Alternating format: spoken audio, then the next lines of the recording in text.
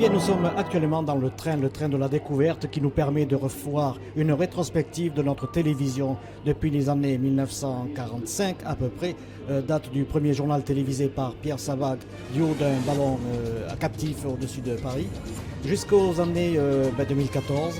Et ensuite, bien sûr, il y aura dans ce train donc une présentation de la télévision du futur. Mais ça, c'est une autre histoire, puisqu'évidemment, il faudra revenir dans quelques années. Bonjour, donc nous sommes aujourd'hui dans un train gare Matabio, mais un train particulier. Pourquoi et comment? Tout à fait. Alors c'est un train, c'est une idée d'exposition qui a émergé dans l'esprit de William Lémergie, de créer une exposition autour de l'histoire de la télé.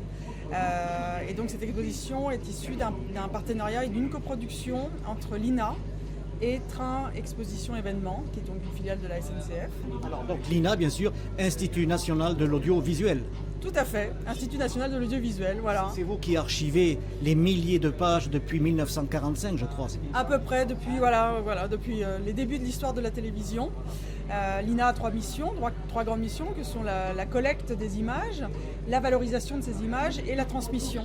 Voilà, à tous les publics, soit le grand public ou les professionnels également.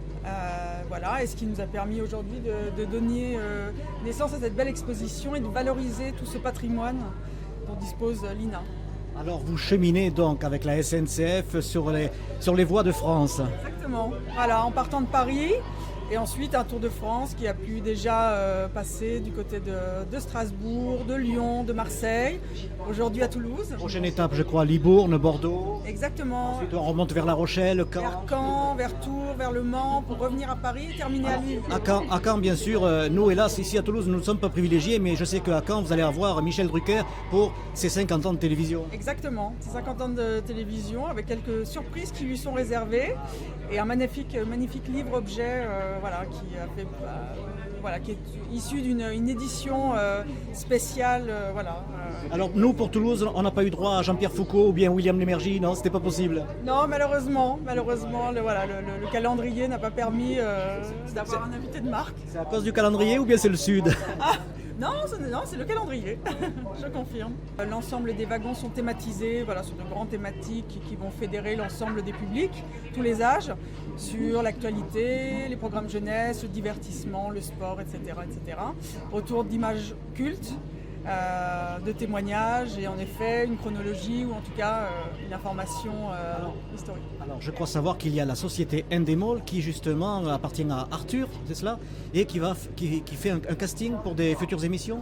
Oui, alors sur certaines dates, malheureusement le casting n'a pas pu avoir lieu, a dû malheureusement être annulé par Endemol. Mais ce casting, vous pourrez le retrouver sur d'autres dates.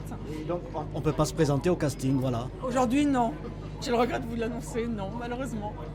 Un partenariat donc avec la SNCF, j'imagine que ça met beaucoup de temps pour constituer un train qui est itinérant comme ça. Oui, tout à fait. Alors c'est 1 an de travail effectif, mais c'est une idée finalement qui avait déjà émergé depuis quelques années.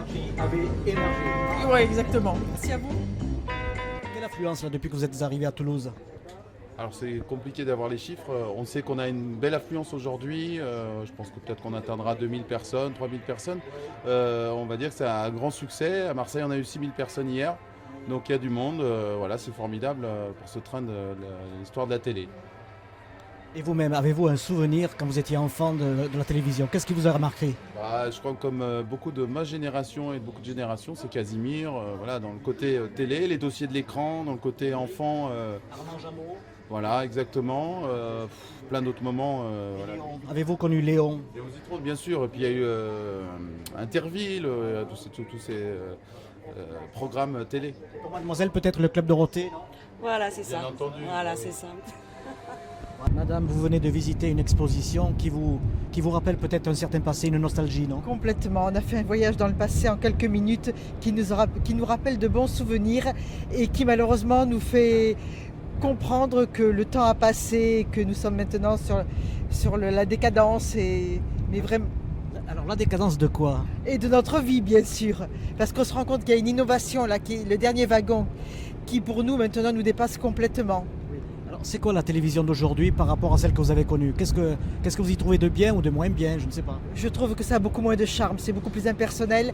C'était plus familial à l'époque des années. Léon Zitrone. Tout à fait. Voilà. Bon, il y a encore William Lémergie Oui. qui apporte un petit peu D'énergie. voilà. Ça, hein. C'était super. Quelle était votre émission favorite à une certaine époque? Moi, c'était surtout 5 colonnes à la une. Oui. Mais vous nous parlez d'une époque que les moins de 20 ans ne peuvent pas connaître. Justement, c'est bien pour ça qu'il y a un brin de nostalgie. Merci beaucoup. Merci à vous. Le train de la télé, c'est bien par là?